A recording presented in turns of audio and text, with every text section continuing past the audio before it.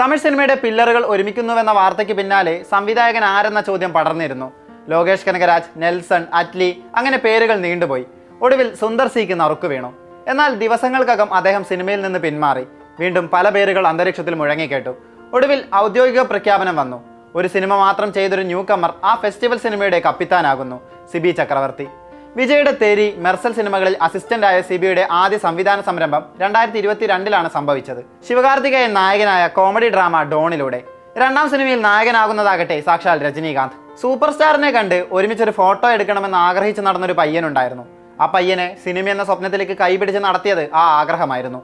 സ്വപ്നത്തിന് പിന്നാലെ പോയി അവൻ അത് നേടിയെടുത്തു. അടുത്ത ആഗ്രഹം തൻ്റെ സൂപ്പർ സ്റ്റാറിനെ ഡയറക്റ്റ് ചെയ്യണമെന്നതായിരുന്നു. അതിൻ്റെ അടുത്തുവരെ എത്തിയെങ്കിലും കൈവിട്ടുപോയി. എന്നെങ്കിലും അത് സംഭവിക്കുമെന്ന് അവൻ വിശ്വസിച്ചു. അങ്ങനെ ആ ദിവസം വന്നെത്തി. രജനീകാന്ത് സിനിമയുടെ സംവിധായകനാകുന്ന എക്സൈറ്റ്മെന്റ് സിബി ചക്രവർത്തിയുടെ വാക്കുകളിൽ തന്നെ വ്യക്തമാണ്. അയാൾ എത്രമാത്രം ഇതിനായി ആഗ്രഹിച്ചുവെന്ന് ഇതിലൂടെ മനസ്സിലാകും. സ്വപ്നങ്ങൾ സത്യമാകും, അത്ഭുതങ്ങൾ സംഭവിക്കും. തലൈവരുടെ വാക്കുകൾ തന്നെയാണ് സിബി ഓർക്കുന്നത്. ഈ സിനിമയ്ക്കായി തന്റെ 100% നൽകുമെന്നും അദ്ദേഹം കൂട്ടിച്ചേർക്കുന്നു. അനിരുദ്ധിന്റെ മ്യൂസിക്കിൽ രാജ്കമൽ ഫിലിംസ് ഇന്റർനാഷണലും ആർ മഹേന്ദ്രനും ചേർന്ന് നിർമ്മിക്കുന്ന സിനിമ 2027 പൊങ്കലിനാണ് തിയേറ്ററുകളിലെത്തുക. ഇക്കൊല്ലത്തെ പൊങ്കൽ ജനനായകന്റേതാണെങ്കിൽ അടുത്ത വർഷത്തേത് തലൈവർ ദർശനത്തിൻ്റെതാകുമെന്ന് സാരം. Every family has A hero എന്ന ടാഗ്ലൈനോടെയാണ് ചിത്രത്തിന്റെ പോസ്റ്റർ പുറത്തു വന്നത്. ഒരു വശത്ത് റിവോൾവർ, മറുവശത്ത് പല രാജ്യങ്ങളുടെ പാസ്പോർട്ടുകൾ. അതിർത്തികൾ താണ്ടിയുള്ള ഒരു ആക്ഷൻ ത്രില്ലറാകും ചിത്രമെന്ന സൂചന പോസ്റ്റർ തന്നെ നൽകുന്നു.